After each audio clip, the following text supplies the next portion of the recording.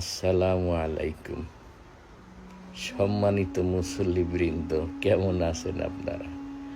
আমি আপনাদের ইমাম সাহেব বলতে আসি, যিনি কুরবানির আগে প্রতি জুমায় আপনাদেরকে কুরবানির ফজিলত সম্পর্কে বহুত গুরুত্বপূর্ণ বয়ান শোনায়, কিন্তু তার নিজের একটা ছাগল কুরবানি দেওয়ার মতো সামর্থ্য নাই।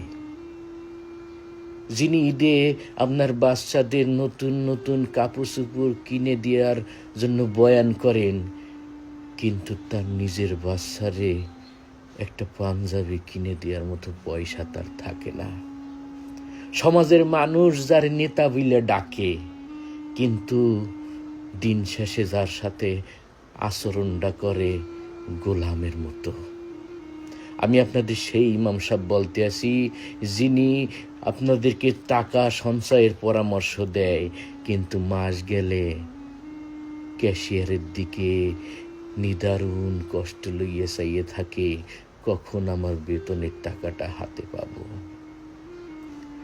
আমি আপনাদের সেই ইমাম সাহেব বলতে আসি, যিনি আপনাদের সাথে লইয়ে হাত তুলে মুনাজাত করে, আয় আল্লাহ, প্রবাসে যারা আছে, ব্যবসায়ী ভাই যারা আছে, সবার টাকা পয়সায় তুমি বরকত বাড়াইয়া দাও, কিন্তু তার নিজের পকেটের টাকার কোনো বরকত নাই।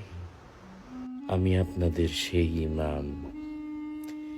ঈদের নামাজ শেষে আপনারা হাসি মুখে কুলাকুলি করতে করতে বাড়ির দিকে চলে যান, আর আমি আমার হুজরায় যাইয়ে চিন্তা করতে থাকি, আমি যখন বাড়িতে যাব, আমার ছেলেরা যখন আইসে আমার হাতে পায়ে ধরে বলবে যে বাবা সালামির টাকা কোথায়, তখন আমি তাদেরকে কি জবাব দেব? আপনারা আমার যে বেতন দেন তা দিয়ে আমার ছেলে সালামি, সংসারের বাজার খরচও হয় না।